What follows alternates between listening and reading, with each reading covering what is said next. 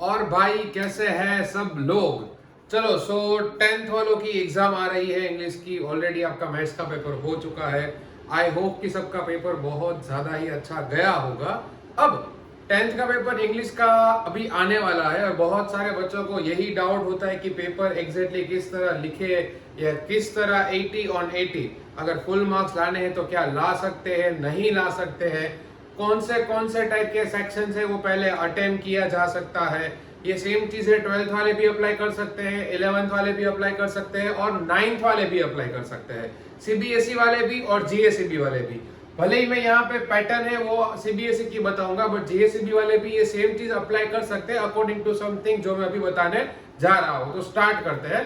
सबसे पहले तो बहुत लोग के माइंड में एक ही क्वेश्चन होता है, या बहुत बार आपने बहुत सारी स्कूल्स में सुना होगा ऐसा कि भाई 80 आउट ऑफ 80 इंग्लिश में पॉसिबल नहीं है। क्यों? बिकॉज ये एक लैंग्वेज सब्जेक्ट है। बट आप सबको पता है ऐसा नहीं है। बहुत सारे बच्चे जिनको 99% आते हैं या 99.99% आते हैं, तो इट्स नॉट नेसेसरी कि उनको इंग्लिश में 80 और 80 नहीं आते। हाँ, मैं जो सच्चाई है वही आपको बताऊंगा कि जितने बच्चे एग्जाम देते हैं उसमें से 9, मान लो कि अगर जितने भी टॉपर्स है तो 90% टॉपर को वही मार्क्स आने वाले हैं। 90 से अगर आप 80 मार्क्स से काउंट कर दो 77, 78, 79, 80 और 80 तो रेस्ट है, कोई ऐसा होगा जिसको मिलता होगा। बट इट्स नॉट नेसेसरी कि आप ऐसे कोई वीडियो देख रहे हैं उसको नहीं आ सकते, डेफिनेटली आ सकते हैं। किस तरह ला सकते हैं, कौन से टाइप की स्ट्रेटेजी है, आप बहुत सारे वीडियोस में वही जानना चाहते हो तो आपको मैं वही बता रहा हूँ अभी। अब सबसे पहले तो एक चीज जो बहुत लोगों को कंफ्यूजन होता है कि सबसे पहले सेक्शन कौन सा स्टार्ट करें, कि भाई सेक्शन ए स्टार्ट करूं या बी स्टार्ट करूं या सी स्टार्ट करूं या लास्ट में जो क्वेश्चन आंसर आते हैं वो लिखूं, मैं क्या करूं।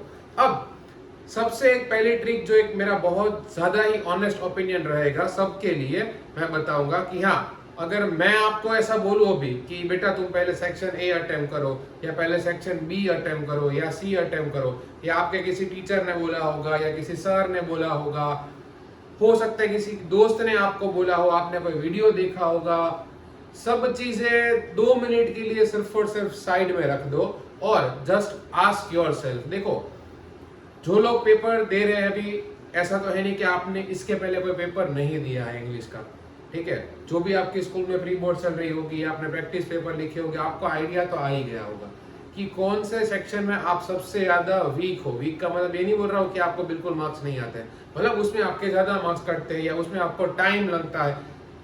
सबसे मेन चीज होती है टाइम कंज्यूमिंग। हाँ, जहां तक मैंने देखा है कि फिर भी इंग्लिश पेपर में टाइम बचता है।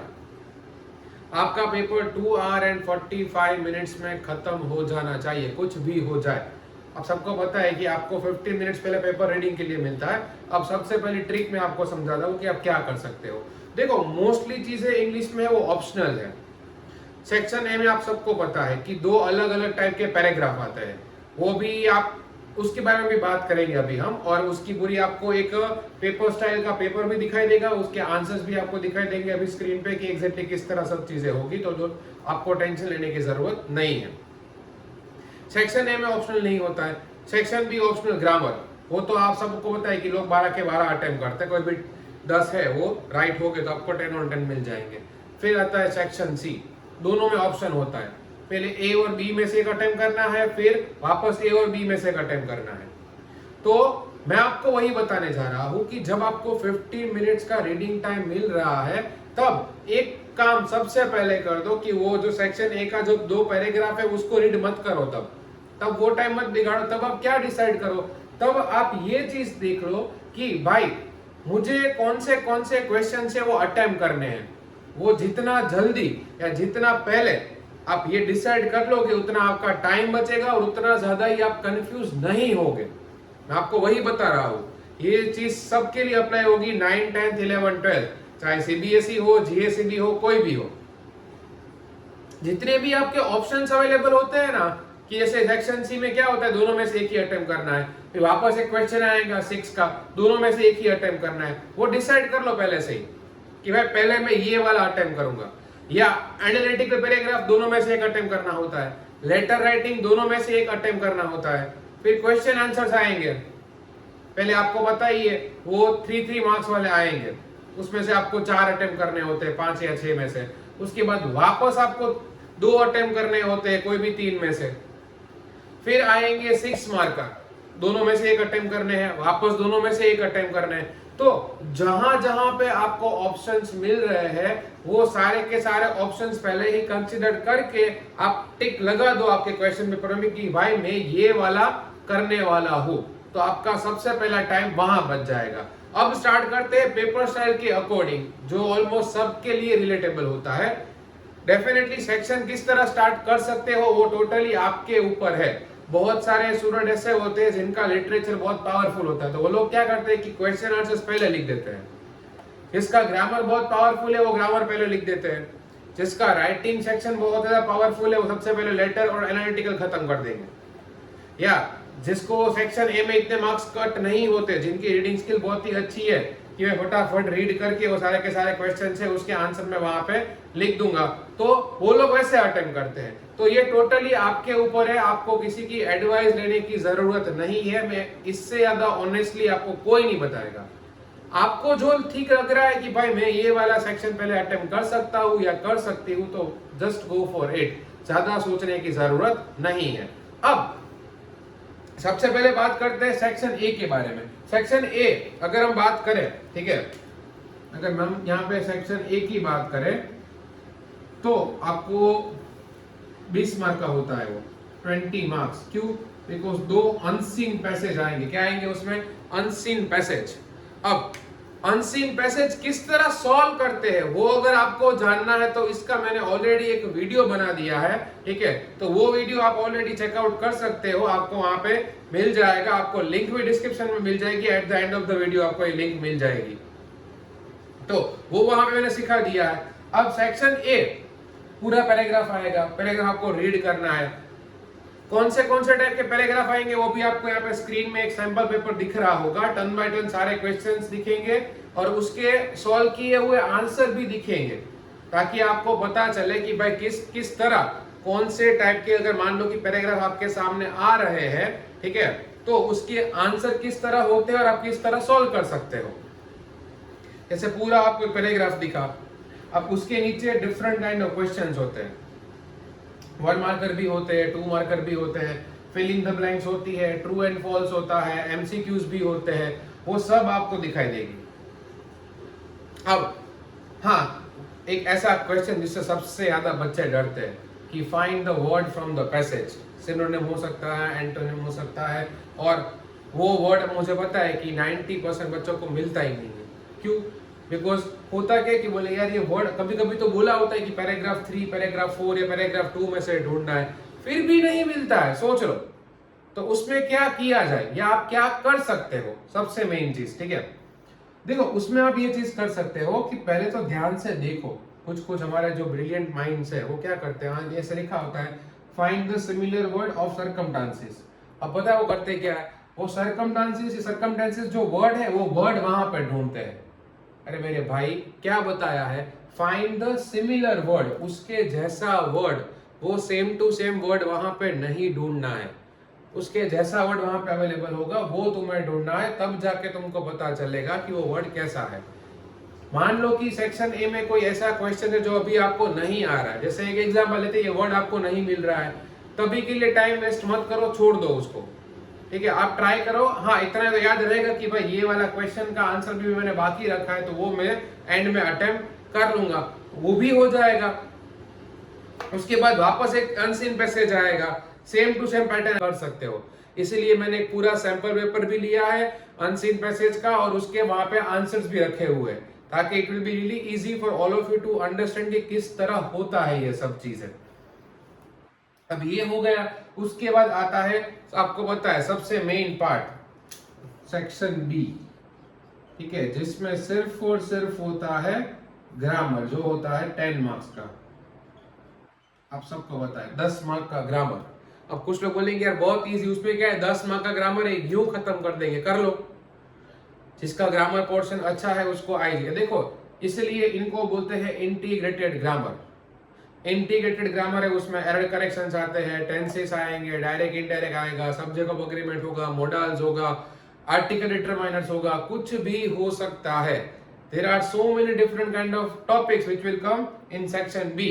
अब इसमें क्या है कि आपको सारे के सारे टॉपिक, ठीक है, पता होने चाहिए कि भाई कौन सा टॉपिक किस तरह सॉल्व करते हैं। अगर आपको सीखना है, पहले सबसे पहले अगर आपको ये सीखना है, सबसे जो one of the hardest thing होती है, एरर करेक्शन किस तरह सॉल्व करते हैं, which is the part of integrated grammar. अगर वो पता नहीं चल रहा है, वीडियो बना दिया है मैंने ऑलरेडी। इसके अलावा जितने मैंने टॉपिक बताए, टेंसेस, कंडीशनल्स, ये वो सारे के सारे टॉपिक के वीडियोस ऑलरेडी अवेलेबल है हमारे चैनल पे, ठीक है। तो वो आप वहां पे जाके चेकआउट कर सकते हो, आपके कॉन्सेप्ट भी क्लियर कर सकते हो। कॉन्सेप्ट क्लियर हो जाएंगे तो ग्रामर में जो आपको लिटरली कितने ऑप्शन आते हैं, 12 ऑप्शन आते हैं, और डेफिनेटली 12 के 12 अटेम्प्ट करने हैं, 12 के 12 अटेम्प्ट करने हैं। क्यों ऐसा बोल रहा हूं? 12 के 12 आप अटेम्प्ट करोगे, मान लो कि कोई 2 रॉन्ग हो गए, भगवान ना करे अगर 2 रॉन्ग हो गए, तो भी अगर आपके 10 राइट हो गए तो 10 on 10 मिलना बहुत इजी है, आराम से मिल जाएगा।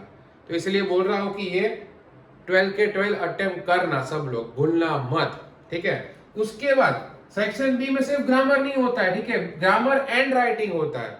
अब मान लो कि राइटिंग की अगर हम बात करें यहाँ पे, तो राइटिंग में आपको बताइए 2 चीजें आने वाली, एक तो आएगा लेटर और दूसरा आएगा एनालिटिकल पैराग्राफ।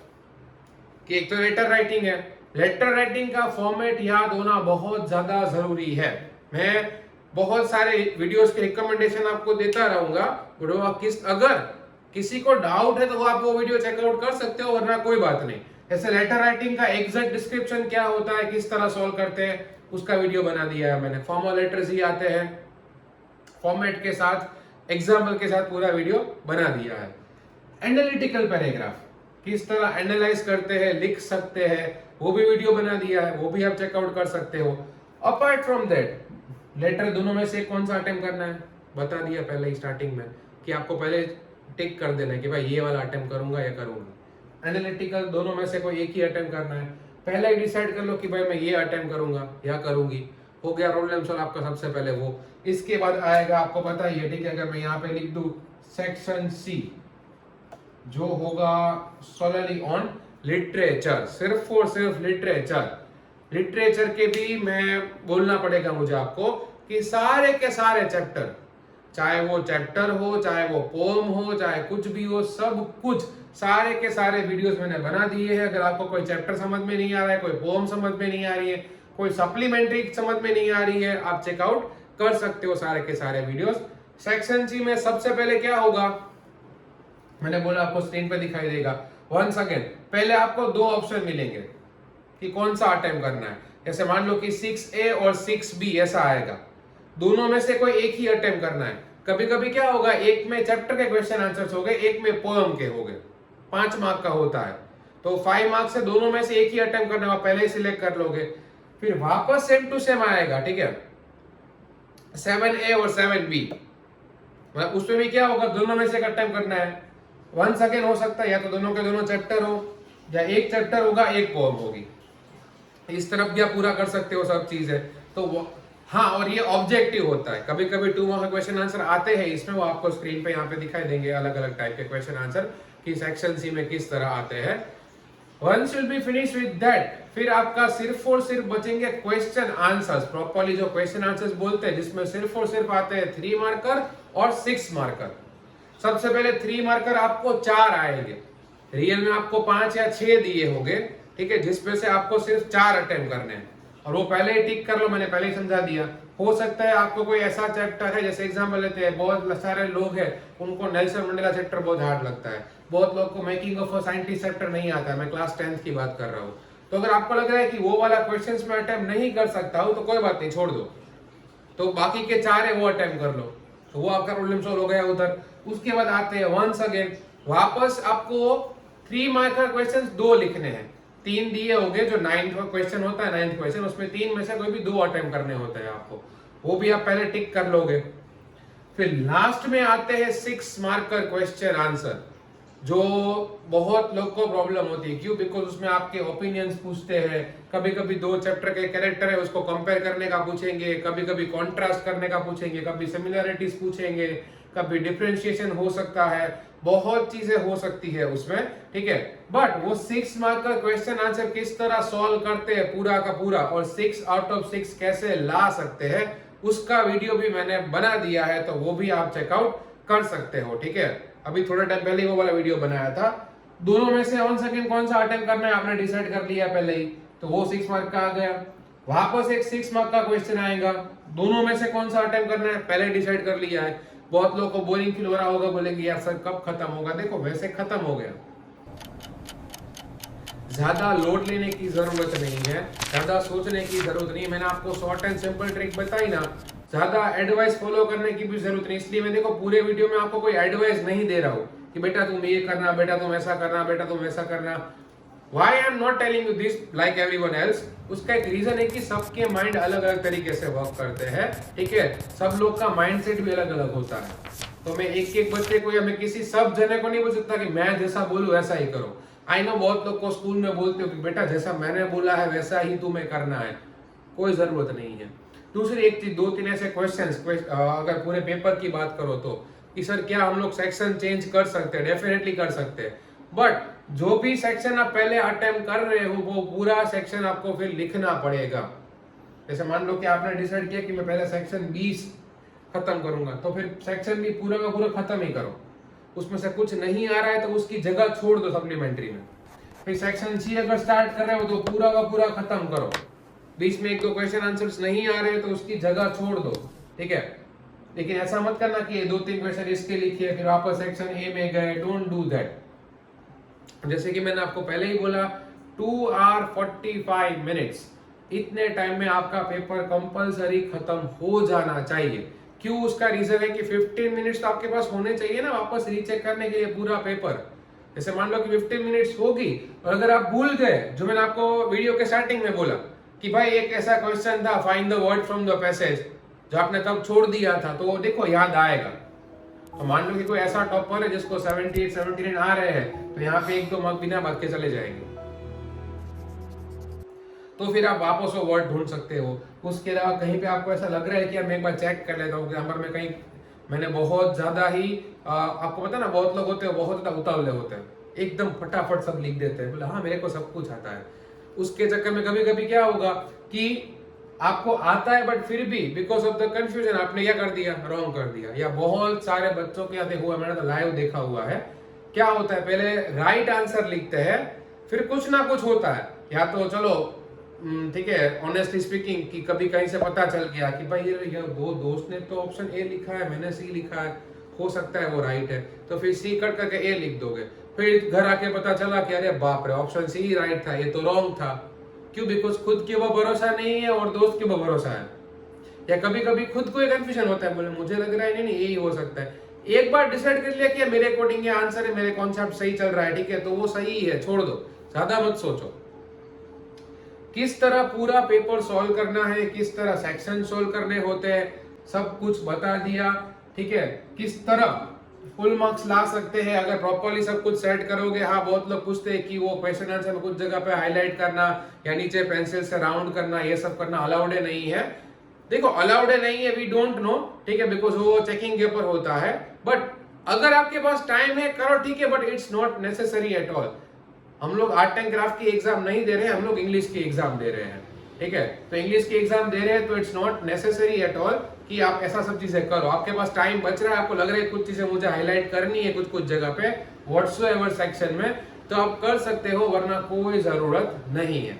तो आई होप यहाँ तक आपको सब चीजें समझ में आ गई होगी। सेक्शन वाइज किस तरह सोल्व करते हैं, किस तरह फुल मार्क्स ला सकते हैं, कौन सी गलती नहीं करनी है, किस तरह सब चीजें अटेम्प्ट करनी है। स्टिल कोई भी डाउट है, कुछ भी समझ में नहीं आ रहा है, ऐसा कुछ भी लग रहा है कि भाई आपको कुछ पूछना है, तो कमेंट सेक्शन इज योर्स, आप वहां पे पूछ सकते हो। ठीक है, उसके अलावा ठीक है आपकी इंग्लिश के एग्जाम के बाद बाकी सारे एग्जाम बाकी है, उसके लिए और स्पेसिफिकली अगर मैं बात करूं तो इंग्लिश के एग्जाम के लिए आप सबको wish you all the best. ठीक है, बेस्ट ऑफ लक। आप आई नो कि सब अच्छे मार्क्स लेके ही आएंगे, कोई ऐसा तो बोलेगा नहीं बुरे मार्क्स लेके आना, बहुत ही अच्छे मार्क्स लेके आओ। ट्राई करना 75 प्लस स्कोर हो जाए मोस्टली लोग का, तो it will be really good for all of you, क्योंकि तो बाकी सब्जेक्ट में अगर किसी में कम आए तो यहाँ पे सेट हो जाएगा। तो बस यही था। ठीक है, किस तरह पूरा सॉल्व कर सकते हो। फिर कोई भी टॉपिक में अगर आपको प्रॉब्लम है, व्हाट्सोएवर टॉपिक, चाहे 6 मार्क का सॉल्व करना नहीं आता, लेटर राइटिंग, एनालिटिकल राइटिंग, या आप बोलो अनसीन पैसेज, कोई चैप्टर, ग्रामर, सारे वीडियोस अवेलेबल है हमारे। पूरा प्लेलिस्ट भी बनाया हुआ है, आप प्लेलिस्ट भी चेकआउट कर सकते हो, आप अलग से वीडियोस भी चेकआउट कर सकते हो।